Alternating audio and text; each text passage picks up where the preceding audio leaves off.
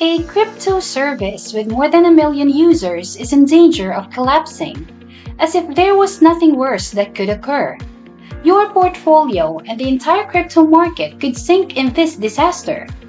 What in the world is going on with Celcius, then? It's stressful in this market, just one undesirable domino after another.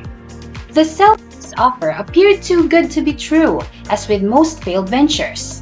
Now, a service platform is significantly superior to any conventional bank, with offers of large returns of up to 18% and no costs. However, there is currently a platform-wide standstill, and investors panic. So what brought about this terrible crash? Was it a Ponzi scam of some sort? Did it encounter basic liquidity problems? Or is there a sinister secret here that we need to discover? We'll examine all of this for today's video. Welcome to Cryptique, a channel that gives critical evaluation or analysis, especially in dealing with crypto. Everything regarding money, finance, investing, cryptocurrency, and blockchain-related topics including ICOs, NFTs, and yield farming. Please subscribe and share this video. Also, do hit that like button. Let's assume you are a frequent user of Celcius to better understand. You looked into it after hearing about them for some time and were very impressed. Your parents' banks, for example, only give very little interest. It's ridiculous. Celcius offers you far more, up to 100 times more, and they make a message that virtually everyone can join. Banks are kind of bad. Celcius isn't really a bank replacement though. Still, you approach things quite similarly.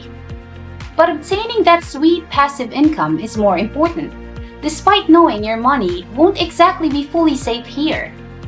You therefore decided to invest part of your hard-earned money in the Celcius network. Things seem promising for a while, fantastic even. While passing your neighbor's bank, you can jiggle to yourself as you consider the fools that deposited their money there. It's a good life. Then, when you finally awaken, you discover that your worst fear has become a reality. Each and every penny of your money has been frozen. Have you been duped? Could you just run it once more? Could you return once you have some cash? To figure out what went wrong, you start reading enormous conversations on Twitter and Reddit right away. You're being told to calm down from some sources since Celcius model precludes it from being completely liquid. But as you delve further, you find seasoned crypto experts who are saying, "I told you so." There have been reports of unexpectedly difficult withdrawal procedures and alarming delays.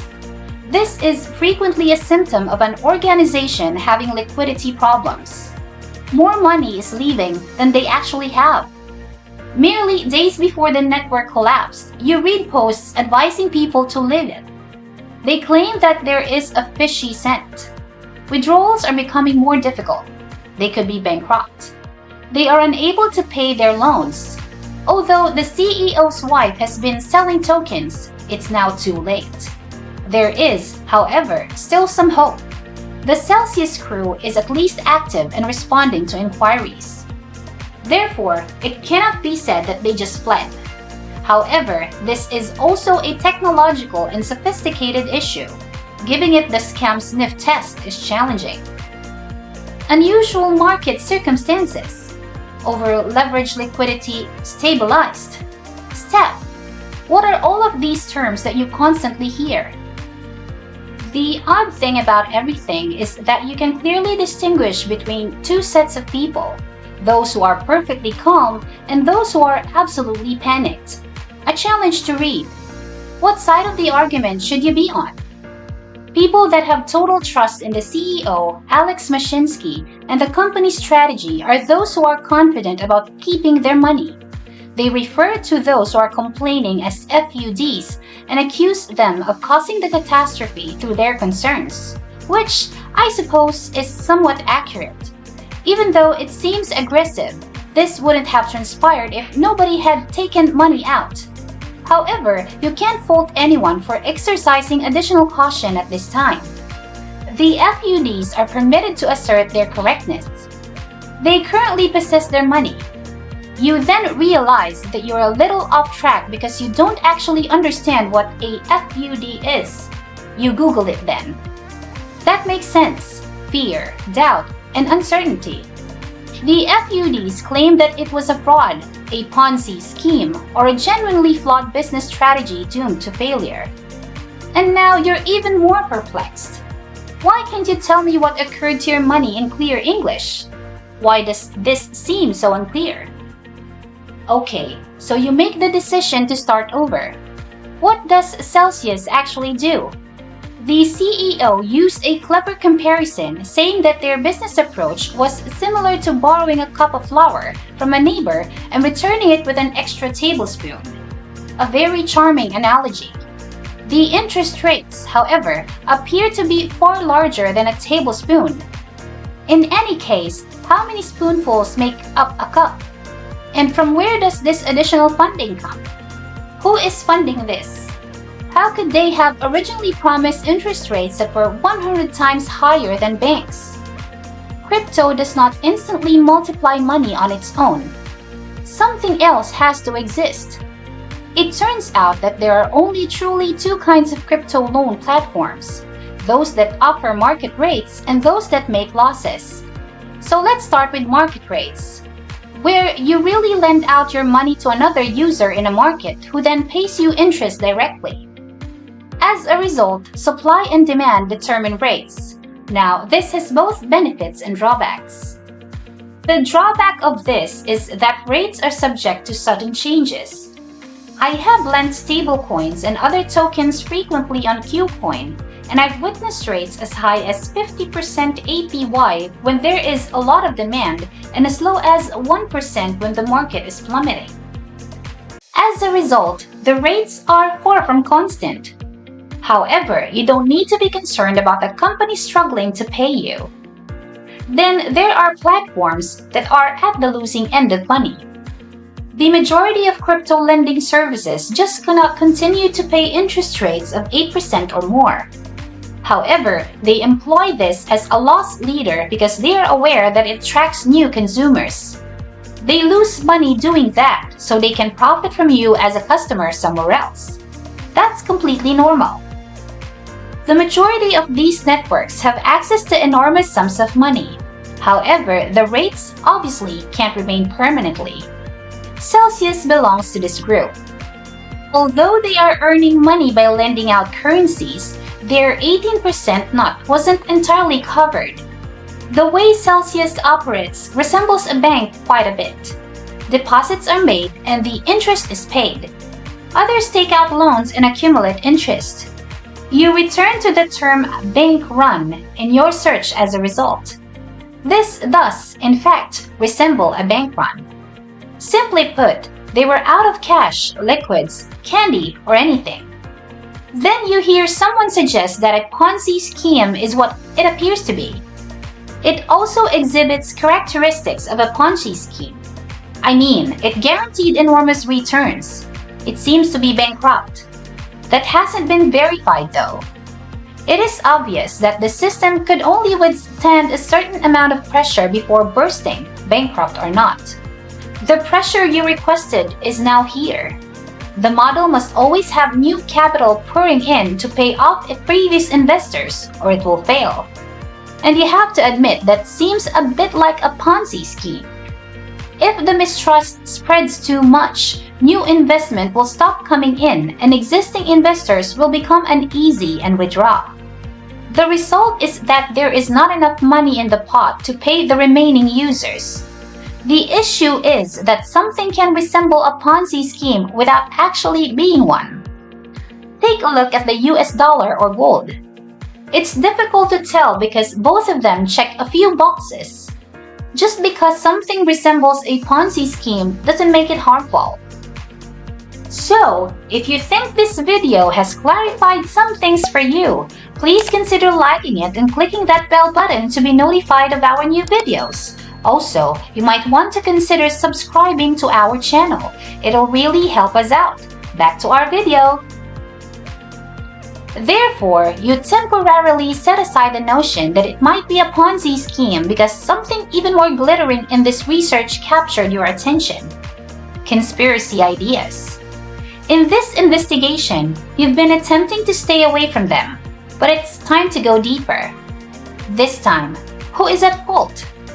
Nancy Pelosi, the Illuminati, and shape-shifting lizards? Some people assert that influential and well-known people are behind this attack. Meanwhile, various sources state that third parties deliberately sold their stake to Ether in an effort to intentionally harm this network. Due to the abundance of this test in Celcius, this is significant to observe. The issue is that a sizable portion of their cash reserves are locked up until Ethereum has finished switching over to the new proof-of-stake system, which might take many months. As a result, they will have even less money to pay out withdrawal requests.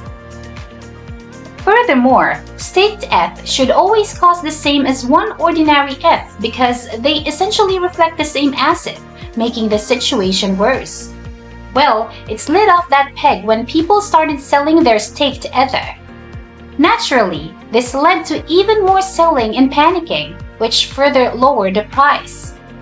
Therefore, the asset that they are keeping, staked to Ether, is under a lot of stress in addition to the fact that Celcius needs the value that is currently hidden away.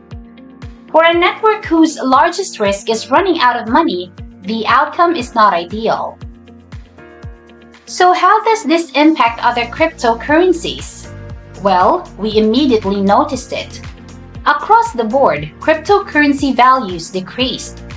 Once more, this only serves to aggravate already existing anxieties brought on by the Luna crash, inflation, stock market controls, property prices, and pretty much everything else that counts in the economy.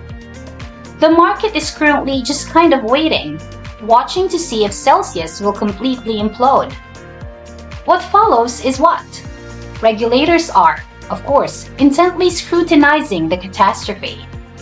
CEO Alex Mashinsky has campaigned to exclude Celcius from the stringent regulations that apply to banks. This is fantastic in every way.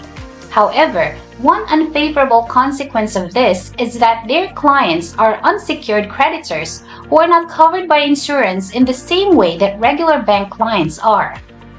The terms and conditions contain all of this information.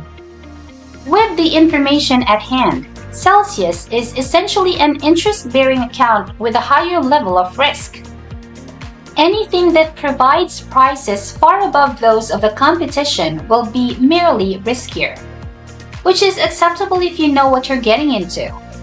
It's not all peaches and cream, despite having high-risk crypto companies frequently attempt to portray their business plan to appear much simpler than it actually is. The prior flower example makes it seem like a simple, risk-free borrowing to kind neighbors.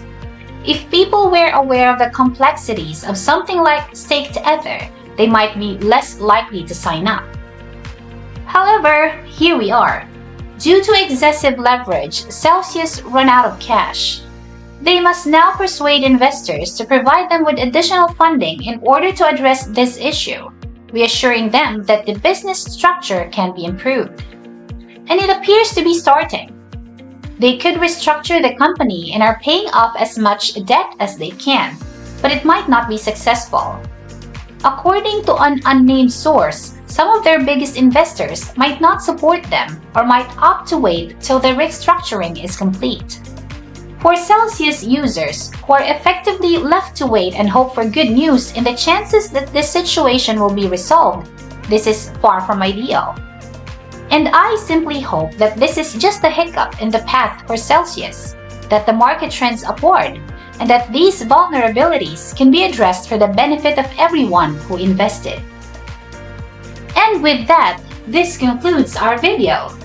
Acquired a lot of knowledge from this, we recommend checking out our other relevant videos from our channel. Also, consider sharing this video to any friends or family members who might find it useful. Until next time!